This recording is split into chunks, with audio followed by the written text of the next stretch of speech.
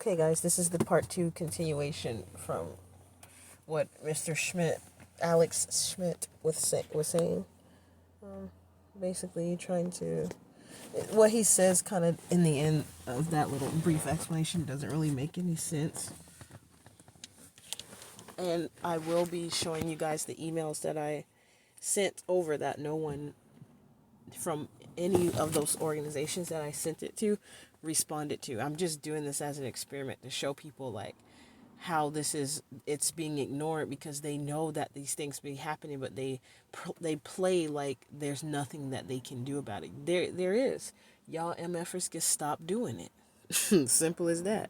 But they don't, because that's how they capitalize. Ruining people's lives and orchestrating stuff, having somebody who knows somebody do something so that they're like it gets to the chain of command and it happens. Like, for instance, some people paying some people to F with you or harass you so that you act out in a certain way, and then have someone call the cops. Then the cops decide, already knowing that they were going to do that, but decide to call the ambulance to have them take you to the hospital to say that you're crazy, so that you have to have your son taken or your child or your children taken from you, and then you put in some other programs that they get funded for. That's how they keep their programs funded. So back when I used to work for Gateway Communications, run by Mark Nashif and his father, that they started in a garage, when they call these different organizations, they call on behalf of these different organizations to fundraise. It's a fundraising company, Gateway Communications. He might have changed the name by now, I don't know. But I worked for him years ago. And he was a very nice man. He sometimes even used to give us little bonuses on my check. Like everybody, I'm pretty sure everybody got bonuses, but sometimes I felt like he was trying to encourage me by giving just a little bit more money. Instead of it being like a $600 check or a $700 check, it'll be a $900 check. So I thought he was a very kind man, and he has a big heart. So I'm not saying anything bad about the company. I'm just saying, because they're very helpful people. But the thing is, they call on behalf of these organizations like Home Forward and Self Enhancement Incorporated and those type of organizations to help fundraise and make money for like people like the Union Gospel Mission, which is sort of like Portland Rescue Mission, these places that give back to the community. They call on behalf of these people and fundraise and get people to give to them so that they can raise money for these different organizations, and they take a percentage of the cut of the monies that were raised. Those organizations helping these buffoon companies out, that they have to, the funding that they receive, they're creating havoc in people's lives, orchestrating it in the background so that they can receive funding for their business. It's all about the Benjamins, baby. That's pretty much all I'm really trying to say about this. And in fact, I might not even play this recording, as I would like to keep it short, but I'll... Like, let's say this guy is likes you, run into you more, and so he's just trying to like come by more. None of that is really something anyone can do anything about until. So basically, he was just saying that the story I told him about the man who was like on many different occasions following me and going to the same store I'm going to and coming back home when I come home, being on my side of the apartment where I live. He lives on the opposite side, but he always ended up coming out the stairwell. Like the one morning I came out to go to work, he comes out of the stairwell to get on the elevator with me on my side of the building, when there's a stairwell and an elevator on his side of the building.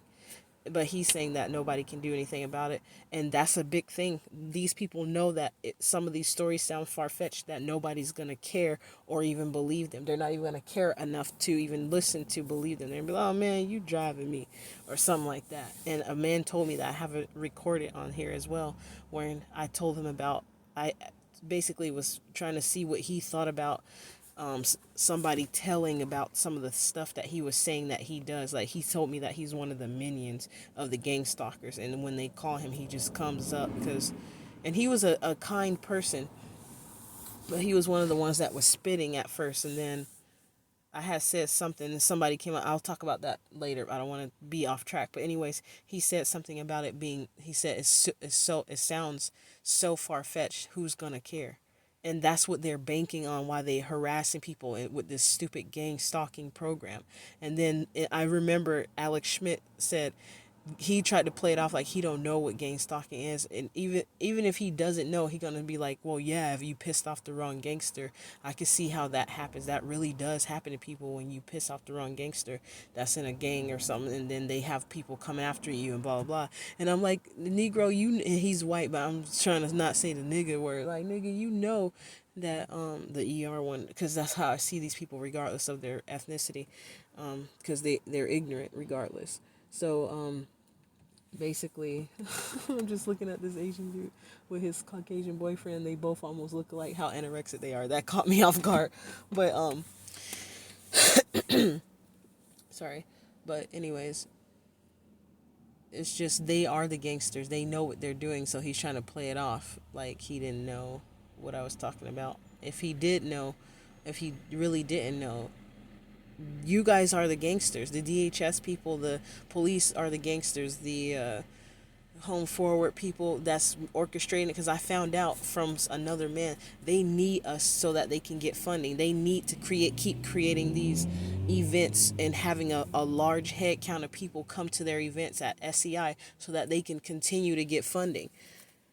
And that's how they making their money, because whatever extra monies that don't go towards helping somebody, they find a way to use it themselves. I seen it happen with Straightway Services, the Pastor Manyweather that somebody like begged me to see out the blue after I had that encounter with him. Some random man that I never met was coming to try to get me to plead with me about Pastor Manyweather, because I'm like, you know what, for that to happen, he must have paid that dude to do it. He probably didn't, but it was just craziness going on. But anyways, on this recording where I just spoke, I mean just where the caseworker just spoke, he was saying that there's nothing the police can do about a man following me around and like that. They can, because he was making an excuse saying, well, maybe the man was liking you and he wanted to run into you more, so he just started showing up more often and stuff like that, or whatever he just said. He was basically trying to play it off as like, maybe the dude liked me and whatever. Some of these dudes be sent to you to pretend that they like you, or if they do, they get some sex, they find a way to try to sacrifice you, so to speak. For those of you in the spirit community, you know about that. Like, people come into your life just so that they could make money off of you in some kind of way, whether that be for you to wind up dead, like put a jersey on your back. They send a what they call a hitman into your life to date you, just so that they could get that job done where you accidentally die of an overdose or something. But it was because it was intentionally placed there by the person they sent towards you to pretend that they wanted to just only date you and make a life. These people be actors. They know what they're doing before they meet you. That's how I found that out, by seeing like sometimes out the blue, a man will just pop out from the bushes. Not the bushes, it was like an area where there was a big bush, but there's a small alley right between another building, and he came out and started walking towards me, and he was like, hey, like he tried to make it appear as if it was just spur of the moment, all of a sudden spontaneous meeting connection. But the way he came at me, I could tell it's like he's been watching and waiting for that opportunity. And then I just cut him off. I stopped talking to him. It was very brief. I was trying to be polite to him, because I was seeing those stories about women basically even politely or rejecting or turning down a man not to even give the phone number, got them effed up, like a dude popping them in the face with a skateboard. Dang, that was unnecessary. But yeah, so let's go ahead and play this. Oh, it's like he assaults you or he does something like that. That's when police can do something. Okay. They just can't do anything about that. They can't. There's nothing they can do. If you tell the man, there's just like legally, I'm not a attorney, but I know a little bit of stuff. There's just these gray areas in life where it's like, okay, that guy's being weird or he's bothering me, but he's not really committing a crime. Okay. So no one can really do anything. Oh, that's why the cop told me I was paranoid. Now I understand. Yeah, like, I get it though. You know, one time I was driving and there was someone behind me, and then I was needing to turn around, and I turned, and then they turned, and I turned the driveway in there, and I happened to go in their driveway. Oh, wow. Oh my God, this person's fun. It just turned out to be a coincidence. See, he keep trying to say and play like the stuff I'm saying are just a whole bunch of different coincidences. It's not a coincidence when it keeps happening with different people at the same kind of ways over a matter of 2 years. That's a pattern of behavior that has been consistent of people stalking me and messing with my car, popping my tires, removing the license plates, stuff like that. And it sounds simple, but like when you got to pay for that stuff and you got to be responsible for where you park your car, but you live in an area that is mostly you got to pay for parking, and then they have a bunch of people try to park where you park at, so you can't have a parking spot. You're forced to park somewhere else. And I know that because now that I moved from over in that spot, that area where I was staying, they now all of a sudden the whole parking lot is, I mean, not the whole parking lot, the whole side of the street that I used to park on and another side of the street, nobody parks there anymore. And every time I went by, and only in the daytime has it been full because there's businesses that people park, but it doesn't stay full for long. And at night it'd be only 2 to 4 cars that be parking there. Every time I gone by, that's what I seen. I was like, there's something about that. So it's not just coincidences. That doesn't keep happening. So I guess it's just a coincidence that at least 3 different organizations that all work together with like Home Forward and DHS and SEI, every last one of them, when I told them about what was happening, all of them remained silent together.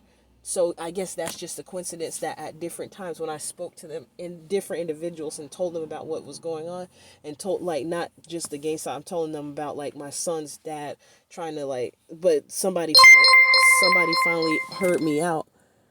Oh, that's the audit company, but that somebody tries to so only one person kind of tried to help out. She heard me when I said I was going to kill him if he came to my door with that mess. And it was just the way I said it. And like in the middle, I typed it to her on an email after a parenting class. And she knew that I was just not being heard. She said it herself. She can tell the way I said it is someone who was frustrated with not being heard or ignored. And I was trying to find a way to reach out to where somebody will finally understand me. I have that email.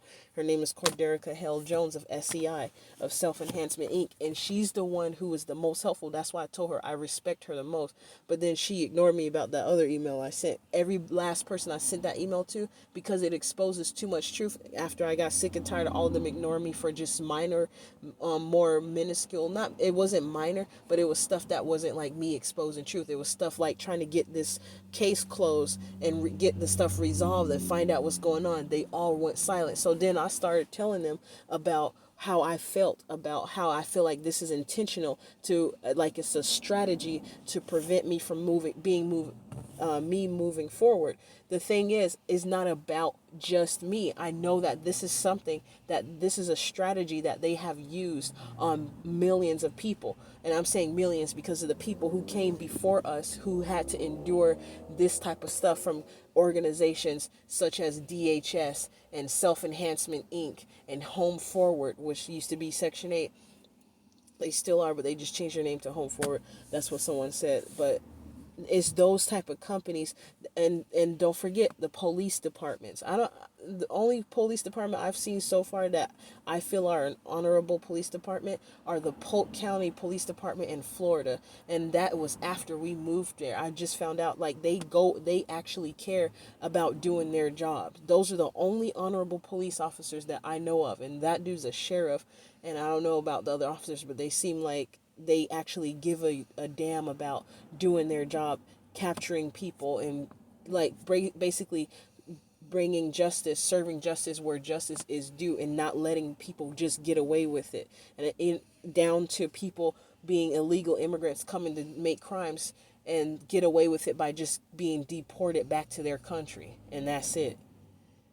And it was a dude, he talked about how exactly something that I made known, not because of me though, because it was just like a confirmation of him saying that the basically the immigration services, the police or some, I forgot what he said, but I gotta find that.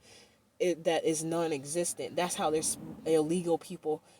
People are not illegal. I'm just talking about the way they get here. Like the ones who came here just to wreak havoc, steal from people who worked hard. Like some Asians that worked hard for their money, and created their businesses the right way. But then these people from either Brazil or Colombia or somewhere came and kidnapped an Asian lady. I think they killed somebody too in the family or somebody connected to them, to the Asians, and they stole from them and did some other things that weren't appropriate. They were I'm not gonna say because I can't remember, but it's stuff like that. And then the government doesn't do nothing about it. They just deport those people, send them back to where they come from. But the Polk County Police, they say, oh no, you're gonna stay right here and you're gonna serve your time. You're gonna do justice. Justice will be served for what happened to those people. And he did that for not, and he don't just do it for only selective ethnicities. He's brought justice. He's helped to bring justice for what I've seen, for at least a couple things I've seen, for African Americans as well. So I'm saying that to say that he's most likely not prejudiced when it comes to serving justice. Because some of these people that I've been working with, that's all been ignoring me. They are prejudiced, and they're using I'm not saying prejudice like they just racist or like they don't like me because I'm an African American woman. In fact, I feel like it's more so because I'm somebody who knows the truth about what's really going on. So they trying to make it hard for me and other people like me who are actually people that's trying to live legitimately, not do any crimes, get out of their system. They don't want that. So they find ways to try to keep you involved in their system. And I'm probably going to end it right here, guys. I apologize because I don't want it to go too long. We're already at 16 minutes. Here, I'll see what else he's saying real quick. But things like that happen, and it feels like when something's going on, the reality is it actually doesn't have anything to do with you. It just feels that way. Okay. So I think that might be something maybe you've had Sorry about that. My son's playing with something. I gotta skip that part. He was just saying basically it doesn't have nothing to do with me, why those people were ignoring me. But it absolutely does, because why they not saying nothing for months? He made excuses saying, oh, they probably just got busy and I might just be misunderstanding it. So you mean to tell me several different organizations ignored several different emails from me and chose not to say a word? I even used a different email address. They said nothing. And when I show you guys what those emails said, then you might decide, then you'll start to realize why they didn't say anything, because I'm putting the truth right in front of their faces and they can't do nothing about it, because that's how this whole organization, that's how these people make their money, is by ruining our lives, tarnishing our character. Sometimes some people be lucky enough, they have connections that they can, the first time I did very well, according to what they said, they never see nobody succeed and excel at getting their child back and doing everything that they put out in front of our faces for us to do. It's like a game to them. They have to create an obstacle course for us. So, and if we make it through successfully, they have to let us pass. But it's since I succeeded and I excelled at the last one, they wanted to try to play again. That's what it seems like. This is maybe helpful to you, just changing your perspective a little bit, rather than feeling like, oh, they're against me, this is happening, that didn't go right. But how come no one ever says anything at all these different organizations? Like, there's several organizations, no one says anything, and they don't even say, well, we can't help you with this. They just remain silent and act as if it never happened. But if I do that, let's see how the tables turn then. Yeah, that won't be good if you do that. Yeah, I don't know. I don't have a good answer for that. But you do, you have some that you feel like are good? See, he don't have an answer for that, and I wish you guys could see his body language at the time. He was nervous, and he was like, oh, crap, I can't explain. I don't want to make this much longer. To 30 minutes again, maybe 25. Let's get going. Like NAMI, SEI. Yes. Those feel like positive. I did graduate from their career pathways and their parenting class, and here are the certificates. I just thought maybe it would be better if I show you I might as well, take pictures of those if you don't mind. No, I don't mind. So these are clearly you're doing stuff. And this was August, so I'm capable of. But for DHS, because the allegation is against you for threat of harm to him. but he didn't care about me being harmed. Who? Chidozie. I was telling him, he was saying the same thing about me being. That's why I know that this was a retaliatory type of dictatorship type of thing. Whatever happens, I'm still gonna sue him, or if I don't sue him, he'll just get his karma spiritually. Right. because you don't get away with stuff like that. He tried to dictate my life. Like, I'm very upset. I'm heated about that because that's why I'm in front of you right now. Like, come that on, makes man. sense. But also, a lot of people tell me how they at least marking them up, so I'll put that marker. Oh, okay. I'll get it.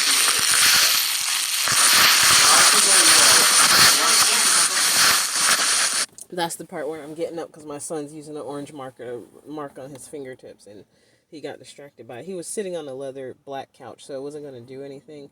But just so that man can shut up, I took the marker away from him, and so my son is not marking his whole self up. Because I was so heated at that moment. I was telling him about, like, you trying to, and then he had the audacity to tell me that I need to chill out. I need to calm down about that a little bit on me not talking to my family anymore because of, I know what the heck I went through with them.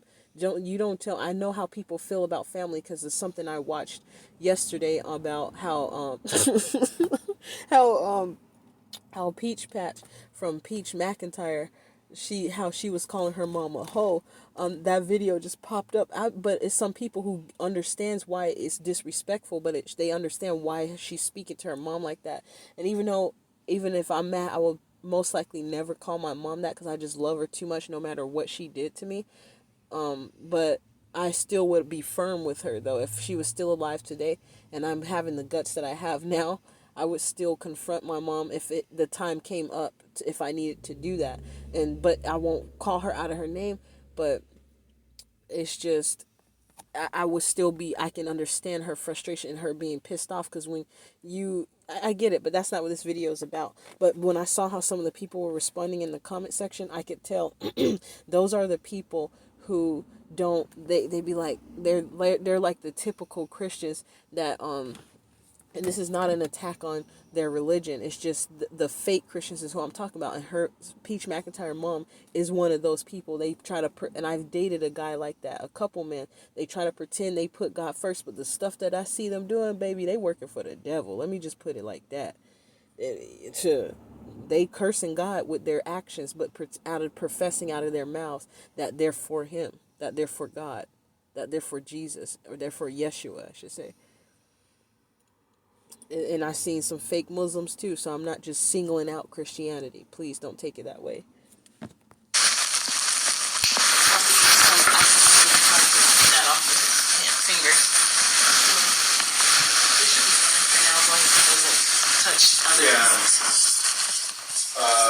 Most people like it anyway. Right, so. These ones have been through everything, so I'm not too worried about it. It's a little less. Yeah, the thing about, I get that therapist didn't work out well in the end. That's just one therapist. You shouldn't go to a therapist. I told Miss Pat that I'm open to speak to another therapist that they have at SEI. Okay. So that's what we're going to be doing. She's going to set that up. She called me about it last week. Okay. Yeah. Like, I think the same day I spoke to you, right before. Okay. So I'll be speaking. And for the most part, even with our therapist, even though this stuff I'm saying sounds crazy, but I apologize. Let me skip that part. I was just telling him I know about the stuff sounding crazy, but I'm able to see stuff from their perspective. It's just that no one's trying to see it from my perspective. That's what he's trying to do. And he's trying to get me to go to another therapist. And I wind up telling him, ain't no way I'm going to be trying to go to another therapist. If they might be, I don't mind going to. Hi. He said, hi, guys. He woke up saying, hi, guys. Hi, Papa. How you doing? Hi. Hi guys. He's still kind of sleepy. He be waking up saying some stuff from some shows sometimes. That's so cute the way he looking, and then he just say that stuff. Hi Papa. But so yeah, guys, that's just crazy though, because this man trying to make an excuse for these people. Let me just finish. Been it out by now in violence. Yes, I was saying. So basically, I was telling him if I wasn't able to see from different people's perspective, I would have already acted out in violence by now. And now he's trying to say he can't see that. You're definitely meeting his needs, like physical needs. You're resourceful. You've done these classes. Yes. The thing is with the mental health, though, you never know when it could start acting up, and that's why it's something we all have to maintain. Right. You know, life throws stuff at us. And I'm clean and sober. And he's using that against me from what they said in the past that they orchestrated and put on the record saying, oh, they didn't even say anything about me being schizophrenic or anything. They just said I had a psychotic episode. Anybody can have a psychotic episode. Talk about some. We never know when these. What the thing about mental health? They keep trying to drive that mental health stuff, but the ones who need to be evaluated for mental health are the ones who work at DHS. I'm gonna tell you that right now. They need to have a monthly schedule for them to be evaluated of their mental health. At least like a tri-monthly thing, every 3 months, or every 6 months, whichever one. Evaluate those people because they are not all there. I can tell. I'm serious, y'all. So keep that in mind as well. Like, I'm going through this without any drugs or alcohol. Yeah. And I just did a UA for Miracle Purpose, and when she had it, her last name is Justice. Well, that's not really something you didn't mention of any substance use. Right. And that's the crazy part about it. There has been a mention of substance abuse because the dude said it on there about cannabis use. Like, something about I was using too much cannabis, but I didn't use cannabis for it was still in my system, but in October, I think, but at the end or mid October, I had an edible or something like that, and I had smoked the rest of the weed that I bought from Andrew Cole, a dude that sold some to me. I don't know if he laced that stuff or not, I'm not sure, but it was some weird stuff going on with him. But he was, yeah, I bought some from him, and it lasted for some time, even after I shared some with a dude that used to give me some marijuana. I stopped smoking marijuana. I said, you know what, that's it, because what I was going through with the gang stalking and stuff, I was like, I wanted it to not be like I'm crazy or maybe it's the drugs or whatever. So I stopped.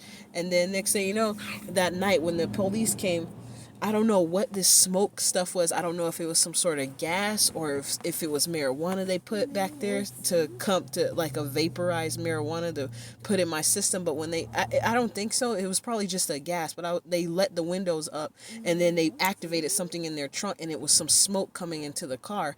And I know that I wasn't crazy because I saw it and I was like, I think they trying to do something to make me either pass out or make me seem like they trying to act like they make me calm down. So what I did was I fake coughed, and I don't know if they still have this on their camera in their car or on their body cams, but I started fake coughing, and then one of them came to roll the window down. So if you reacted to me coughing, you came to roll the window down and said, "Now will I talk to you?"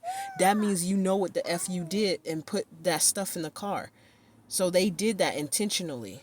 They put some smoke stuff in the car, and I don't know if that's what the marijuana was or if it was some sort of gas that they put in the car. But whatever it was, it wasn't affecting me that much. But I started fake coughing so that they would turn it off and act like, and I was trying to pretend whatever it was, it started working on me.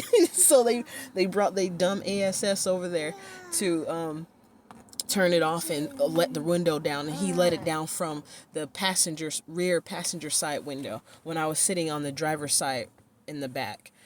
But and they saw I had managed to somehow unscrew that plastic thing because I was finna make it up to the front and do something. I forgot what it was, but they saw it was loose. I was like, they probably like, how she unscrewed that with her fingers? But yeah, I was getting it. So I'm about to end this one more. Yeah. So that way they can know, like, there's nothing to put on drugs or drug use or alcohol about anything I might say or do. Yeah, it's not something we need to be concerned ourselves with. So, and that's the funny part, because that actually was more of a value concern than my mental health. That's the funny part. They ignored this. It says something about cannabis use and grief, depression. It didn't say, and then they said I had a psychotic episode. They don't factor in everything they're not trying to do their job, basically. They just trying to get some money and fuck up. Sorry, I apologize about that. They trying to F up somebody's character, how they are looked at and viewed on paper. They've been doing this. The police been doing this. They've been having police come in and follow me and just be where I was at so they can stop me. I'm out here, the police, I'm driving right by their ass, traveling right by their ass, and they ain't even turning around to stop me, saying, "Oh, we don't see no plates on the car." My car didn't have plates on it before one time, and it had just the little plates from the dealership, and one officer it had one on the front or on the back. And he said, "Oh, I don't see no plates on this car. Negro, please." And it was a white the security officer on one of my other videos.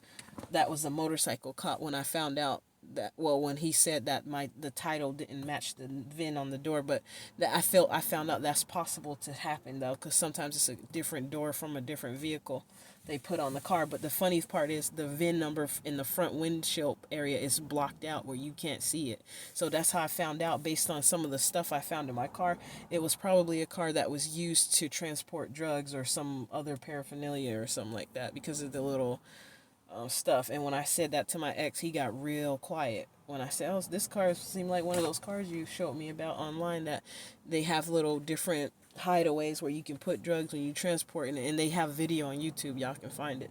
People even got it to where it's fixed up, where it's in the back of your brake light, your tail light. You can store some stuff in it. A truck did that. But anyways, we'll talk about that some other time. So I think that's it. I'm here at 30 minutes, 30 when I press the time. So I'm going to stop here. This is the part where he was, I apologize, I wasn't trying to make it to 30 minutes, but it wound up being 30 minutes again. So just feel free to skip through the video. But this one was, to me, more entertaining than the part one. Because it's more serious. Like, more now I feel like I'm getting to some of the meat and potatoes of what I really wanted to make a video about. Regarding this interview that should have happened months ago, and he said it himself, it's his fault that it took this long. So I'm going to end it here, guys. In here you can see I'm making sure he knows that they can't blame anything on drug and alcohol use, and I'm going through this still being patient and not acting out in violence while also being clean and sober. Okay, that's it. Thanks.